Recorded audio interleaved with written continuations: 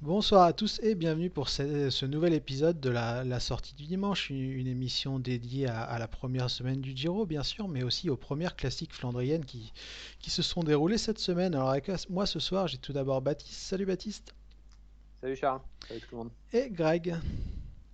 Bonsoir à tous.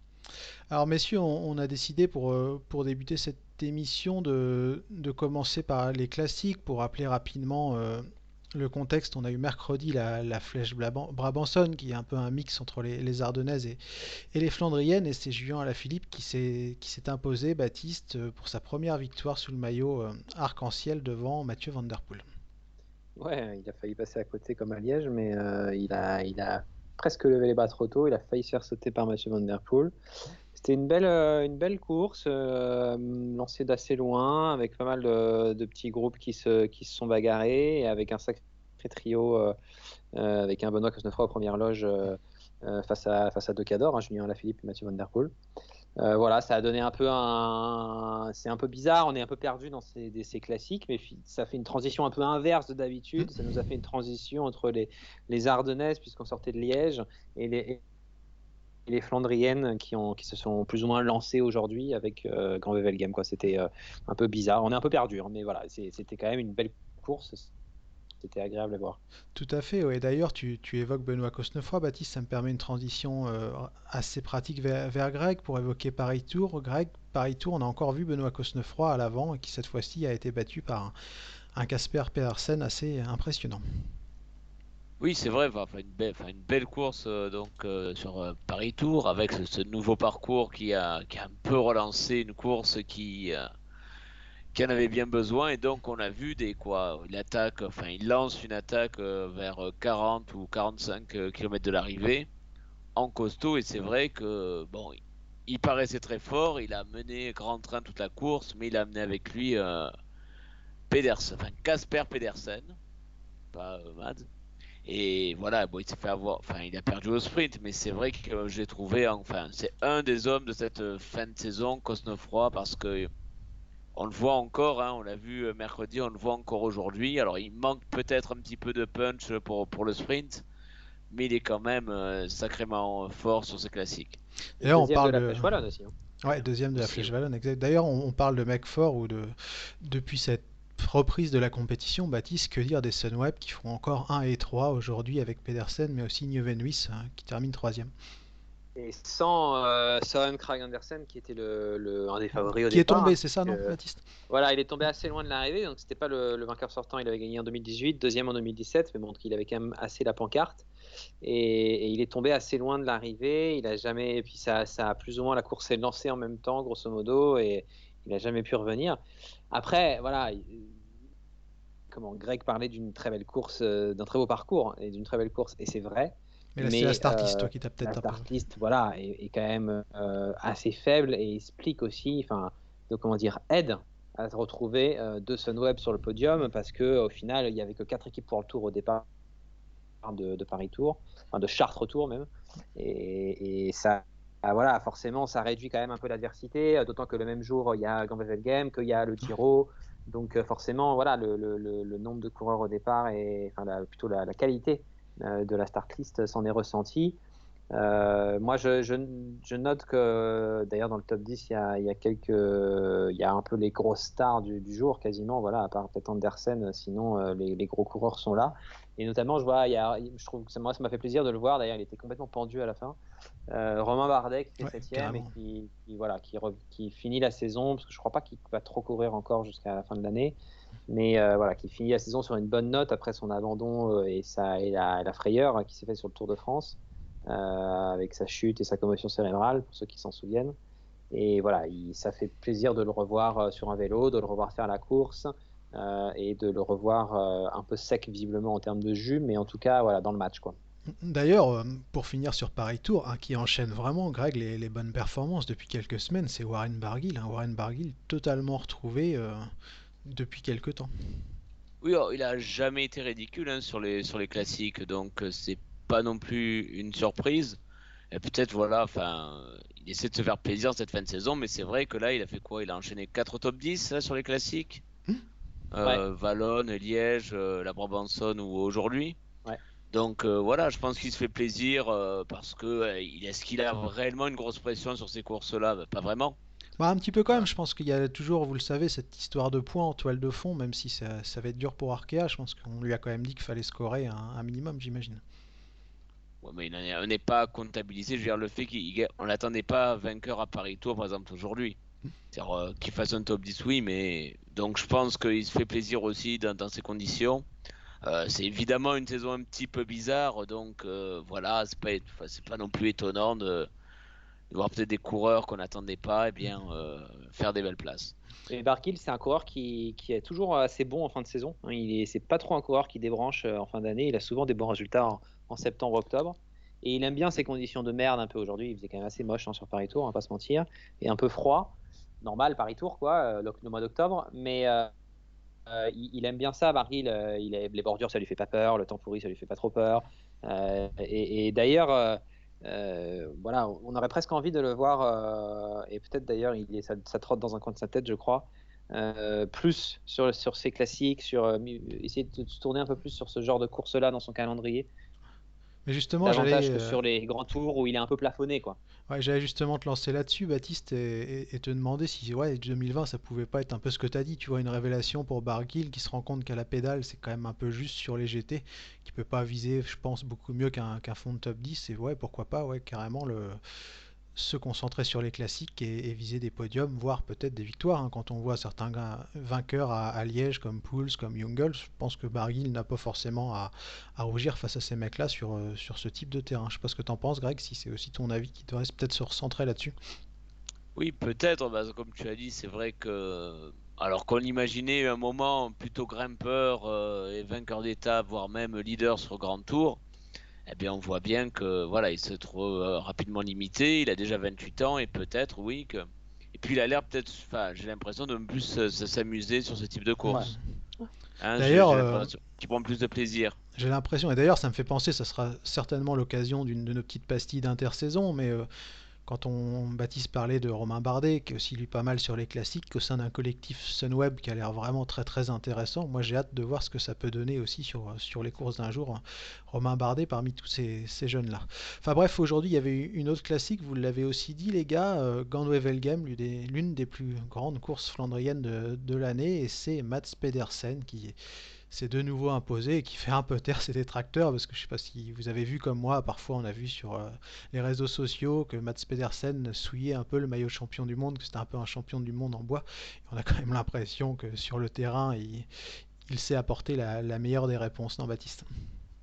Ouais, mais surtout ce qui est, enfin, d'abord il n'a plus le maillot de champion du monde, donc voilà, ceux qui le traitent de ça peuvent se ranger leur hargne.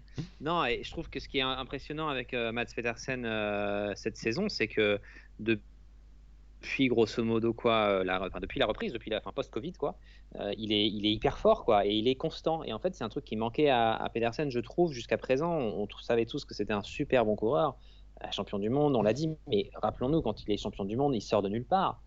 C'est un résultat d'une saison Oui, parce que complètement son Tour des ratée. Flandres, c'était un peu dans un contexte particulier, sa deuxième ou troisième place, je crois. Et il fait deuxième du Tour des Flandres l'année d'avant, en 2018. Mais c'est un peu pareil. C'est des performances un peu one shot, et sa campagne de Flandrienne l'an dernier avait été complètement transparente.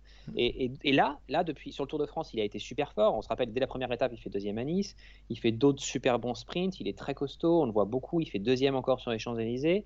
Au Bing Bank, il gagne une étape. Il gagne Il un porte le sprint, hein. maillot de leader. Il fait cinquième du général. Et là, il gagne dans Wevelgem. Voilà, on a l'impression qu'il a trouvé une forme de régularité, de consistance. Et avec les qualités qu'il a, bah, sans trop de surprise, ça cartonne. Voilà. Et d'ailleurs, c'est marrant, je ne sais pas si vous vous êtes dit ça, je me suis dit ça après la course aujourd'hui. Il bat au sprint un petit. Bon, alors vous allez sans doute reparler plus que moi du scénario, etc. Mais en gros, il bat au sprint notamment Matteo Trentin. Et rappelez-vous, l'an dernier, quand il est champion du monde, il bat au Oui, sprint c'est Matteo vrai. Trentin. Mais juste avant qu'il le batte, tout le monde est persuadé que c'est Trentin qui Ouais, va gagner. carrément, hein. Il y a vraiment pas de débat, et tout le monde est là. Bon, bah voilà, c'est Trentin qui va être champion du monde. Et on est super surpris que Pedersen le domine au sprint. Et aujourd'hui, on l'est plus du tout. Oui. Parce que voilà, c'est comme il y a quelque chose qui a changé avec ce coureur. Il est devenu plus fiable en fait. Alors du coup, pour rebondir sur tes propos et continuer sur la course, Greg, est-ce qu'on n'a pas eu un petit avant-goût aujourd'hui de ce qui se pourrait se passer sur le Tour des Flandres avec Van Aert et Van Der Poel qui, passez-moi l'expression, mais se reniflent un peu le cul et finalement perdent tout. Oui, ben, c'est vrai que certains ont profité hein, de ce un peu ce duel où les deux grands favoris se regardent et même les déclarations d'après-course, ça faisait un petit peu bande-annonce pour le Tour des Flandres. Et c'est vrai que ça peut être aussi un scénario qui se reproduit quand on a deux coureurs qui paraissent aussi forts, surtout Van Aert, parce que finalement Van Der Poel, enfin peut-être qu'on en reparlera après, mais pour l'instant, il lui manque quand même quelques victoires hein, cette année. Quand on fera le bilan, lui, enfin, le changement de calendrier à cause du Covid, ça a quand même handicapé et totalement changé son calendrier. Mais c'est vrai qu'on peut retrouver ça, hein, certains qui profitent eh bien, enfin, de l'attentisme de certains, du marquage Van Aert, Van Der Poel à suivre. Mais évidemment, ce duel entre les deux qui a continué dans les déclarations d'après-course, ça sera, je pense que tout le monde va regarder ça dimanche prochain. Clairement d'ailleurs, puisqu'on parle du Tour des Flandres, Baptiste, un coureur qui pointe le bout de son nez au moment semble-t-il opportun, c'est Alberto Bettiol, quatrième aujourd'hui, et qui ira défendre son titre dimanche prochain. Absolument, mais bon, il aura sans doute plus de mal que l'an dernier, parce que c'est vrai que voilà, il était très costaud l'an dernier, mais c'est vrai qu'il avait pas encore cette étiquette de vainqueur de Tour des Flandres, de vainqueur de monument. Maintenant, il l'a et on sent bien que il est quand même plus marqué. On l'a vu dans le final aujourd'hui. On voit, moi je trouve au-delà de Bettiol, on voit quand on regarde le top 15 aujourd'hui par exemple, ou même le top 20 de Grand Wevelgem, Grand Wevelgem qui est une course qui s'est pas toujours jouée entre Oui, costauds. Bon, carrément. alors à cette saison, c'est un peu différent déjà avec la météo et tout, ça renforce le côté flandrien de la chose. Mais Grand Wevelgem, ça a déjà été des sprints à 40. Hein. Et là, c'était pas du tout le cas aujourd'hui. Et quand on regarde le top 20 de la course, tout le monde est là. Quoi. Il en manque. Enfin, franchement, c'est incroyable la densité. Il y a tous les Flandriens très costauds sont là. Tous les favoris du Tour des Flandres qui arrivent dimanche prochain sont là. Et ça va être un Tour des Flandres de haute volée parce qu'on a l'impression que tout le monde est prêt. Quoi. Oui, puis d'autant plus que comme il n'y aura pas de Paris-Roubaix, ça sera une occasion, un one-shot Ce sera pour la finale. la finale, oui, exactement, ça c'est clair. Alors messieurs, je vous propose de passer à notre deuxième et dernier gros morceau de cette émission, c'est le Tour d'Italie. Alors Baptiste, comme je sais que tu adores la course, je vais te redonner la main assez rapidement. Qu'est-ce que tu penses de cette première semaine de Giro que moi je trouve très très bizarre dans son déroulé, avec les abandons, avec aucun coureur qui finalement est dominateur, donc un certain attentisme. Je trouve cette première semaine ouais, très très curieuse. Bah, on s'attendait pas à ce que. Enfin, moi, je m'attendais pas en tout cas à ce qu'il y ait une hiérarchie claire au classement général qui se dégage sur cette première semaine. Il n'y avait pas les étapes pour assister à ça. Ça se jouera évidemment si le Covid ou la neige ou les deux ne mettent pas fin prématurément à la course ou ne la dénaturent pas trop. Ça se jouera tout ça en troisième semaine, c'est évident. Mais ce qui est vrai, c'est que bah voilà, effectivement, tu l'as dit. Le principal, je ne sais pas ce que vous en pensez, mais pour moi, le principal enseignement de cette première semaine de course, c'est qu'on a perdu deux gros favoris au départ. Geraint Thomas, qui a été victime d'une très sale chute sur la quatrième étape, si je ne dis pas de bêtises, ou la cinquième étape, je ne sais plus. Et Simon puis Yates. Simon Yates, qui était un peu que l'ombre de lui-même après le chrono initial, où il avait plutôt fait une bonne perf, et qu'on a appris en fait était positif au coronavirus en fin de semaine, donc il a abandonné avant-hier. Voilà, et donc effectivement, il nous reste en gros Nibali, Kruijswijk et aidez-moi, Fugelsang. Fugelsang en grosso modo. Et on a perdu Vlasov aussi au passage hein, parmi les outsiders. Et voilà, il nous reste ces trois favoris, top favoris du départ, mais on ne sait pas vraiment trop bien comment les situer. Et puis entre-temps, bah forcément, il y en a d'autres qui ont pointé le bout de leur nez. Kelderman, Machka, le maillot rose Almeida. Donc c'est confus. La start list qu'on avait dit est faible au départ renforce cette confusion parce que du coup c'est pas comme s'il y avait 47 de toute façon favoris au départ donc du coup on est un peu paumé et le top 10 à l'arrivée sera nécessairement un peu baroque quoi. Hmm.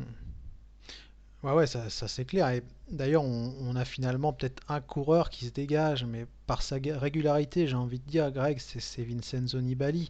On sent que physiquement, il est moins fort qu'il y a quelques temps. Mais est-ce que, selon toi, ça reste quand même le favori? Parce que déjà, il a une science de la course qui est largement au-dessus de la moyenne et il saura calculer les efforts et appuyer là où ça fait mal au moment opportun finalement et profiter aussi des lacunes de ses adversaires. Enfin, c'est un peu tout ce que tout le monde attend de lui. C'est lui qui connaît le mieux la course, qui a le plus d'expérience, qui a aussi l'endurance. Parce qu'on a vu qu'aujourd'hui, dans les derniers kilomètres où il y a eu des gros pourcentages, il a perdu quelques secondes. Donc c'est plus en troisième semaine qu'on l'attend. Mais enfin, honnêtement, il n'y a aucune incertitude. Enfin, il n'y a aucune certitude, pardon, hein, sur ce Giro. C'est très difficile de deviner quel coureur va être là dans 15 jours parce que. Et on ne sait même pas quelles étapes on aura dans 15 jours. Donc, Oui, faut être assez prudent. Donc, évidemment, Nibali, il a l'expérience. Son équipe semble être la plus présente dans les moments difficiles. Encore aujourd'hui, encore que, ouais. ça a pas changé. Voilà, ça n'a pas beaucoup servi aujourd'hui. Donc, c'est là, pour le coup, faire des pronostics, faire des prévisions, je pense que c'est très compliqué là. Mais est-ce que Baptiste, toi, t'es pas un peu inquiet quand même pour Vincenzo Nibali quand tu vois l'arrivée du jour? Alors bien sûr, je m'attendais pas à le voir gagner parce que Greg l'a dit, c'est pas forcément son terrain. Mais quand tu regardes le classement et que tu vois qu'il termine à quelques secondes de mecs comme McNulty ou Pozzo Vivo qui sont pas non plus des gars très explosifs, est-ce que ça t'inquiète pas toi un petit peu dans l'optique de la suite de la course? Oui, c'est sûr que c'est pas spécialement rassurant, même si, voilà, effectivement, par rapport à des Fuglsang et des Kelderman, c'était plutôt logique que sur une montée très explosive comme ça, ils soient un petit peu hors trait. Mais effectivement, tu pointes des coureurs comme McNulty ou Pozzovivo, voilà, avec qui normalement il devrait figurer. Bon, il termine à 8 secondes d'eux, hein, c'est pas non plus la mort. Bon, après, la journée a été très éprouvante, froide, la pluie.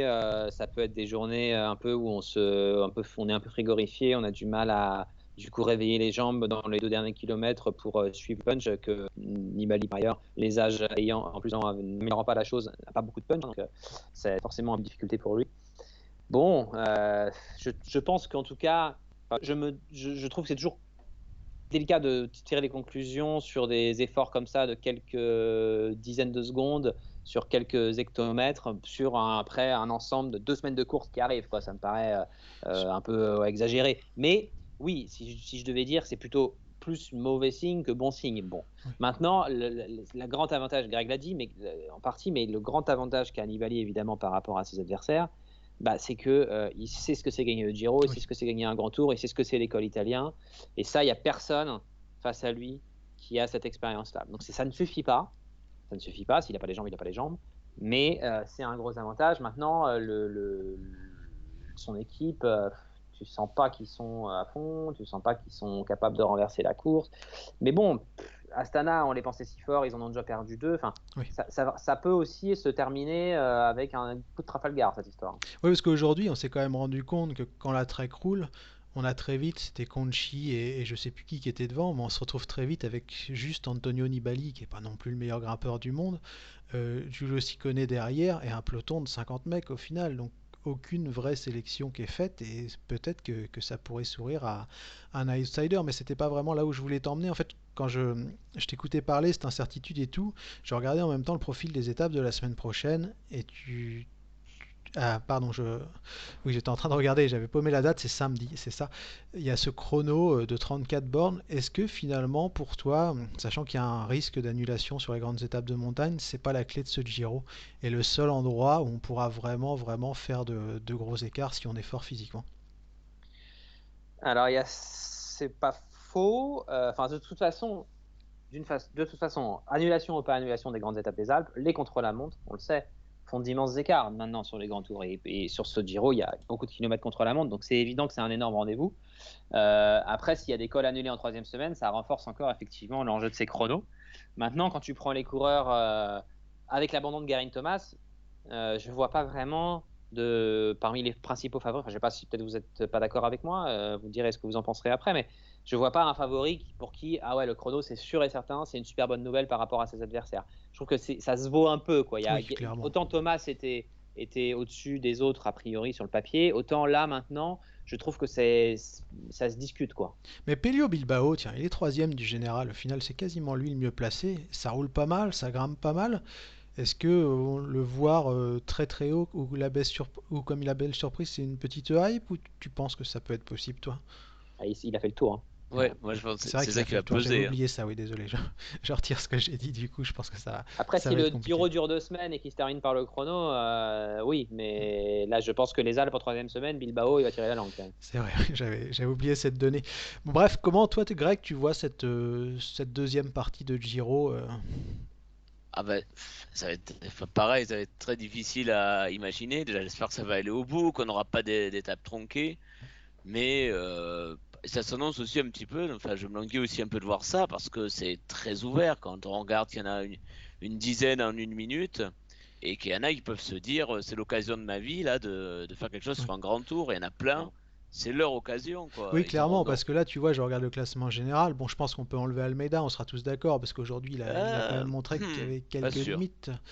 Et il n'a pas forcément d'expérience sur 3 semaines, mais admettons qu'on l'enlève, même si c'est pas sûr. Entre Kelderman et Masnada, qui est 12e, au final, il n'y a que 1-0-2, et il y a 12 mecs, 11 mecs, donc c'est très très serré, Greg, hein, comme tu le Et dis. voilà, il y en a, enfin, je répète, c'est peut-être la chance de la vie de faire un podium sur un grand tour.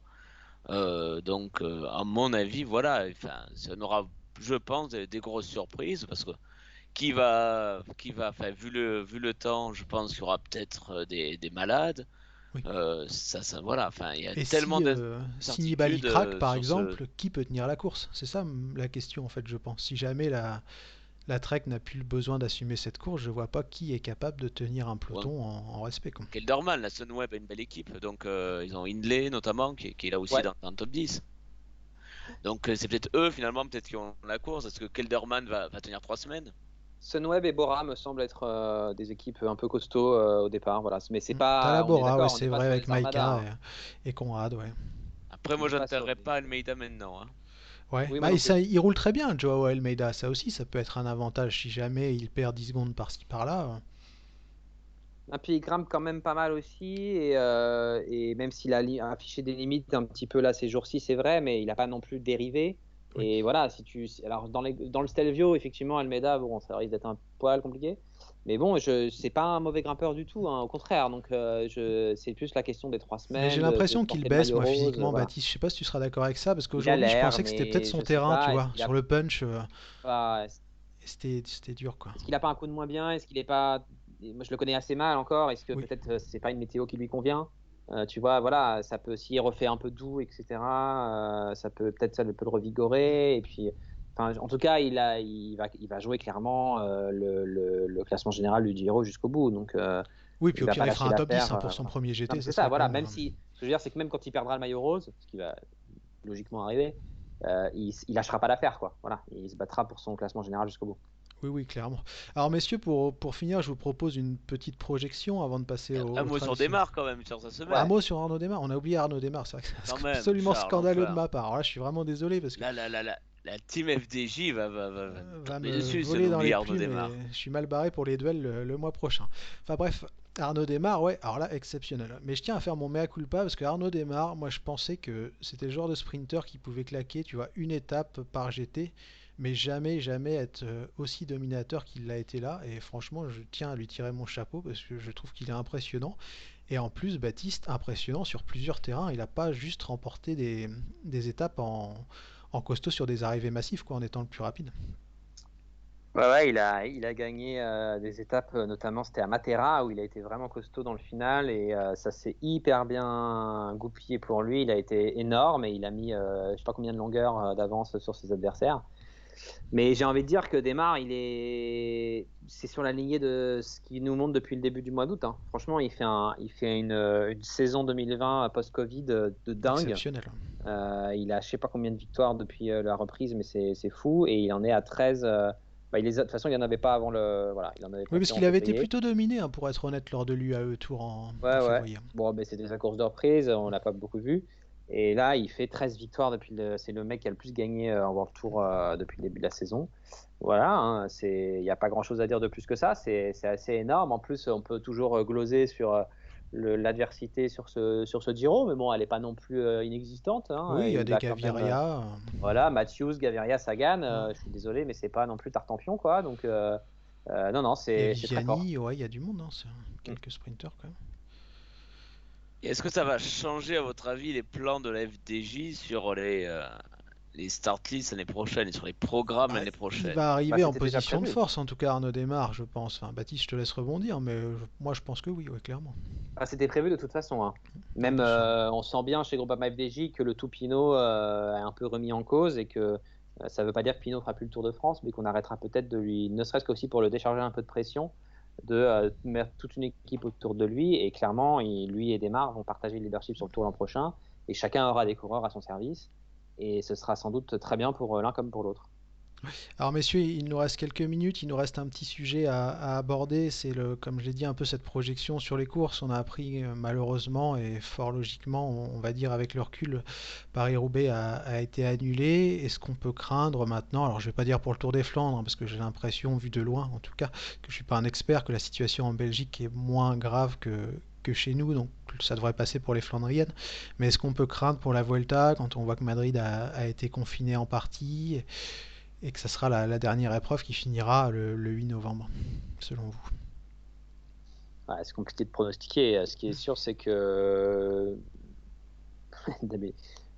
tu peux toujours faire les courses à huis clos. C'est plus des questions après Est-ce que c'est plus une question de volonté publique qu'autre chose, tiens, pour changer la question et la rendre un peu Bah, il y a un différente? peu de ça aussi. Mais ce qui est sûr, c'est qu'on n'a pas les clés et que jusqu'au bout, le risque existe. Et je vois, tu vois, quand Vegny, l'organisation de Giro, déclare que il n'est pas sûr. Voilà, il n'est pas sûr que le Giro aille à son terme parce que c'est pas lui qui maîtrise non plus la chose.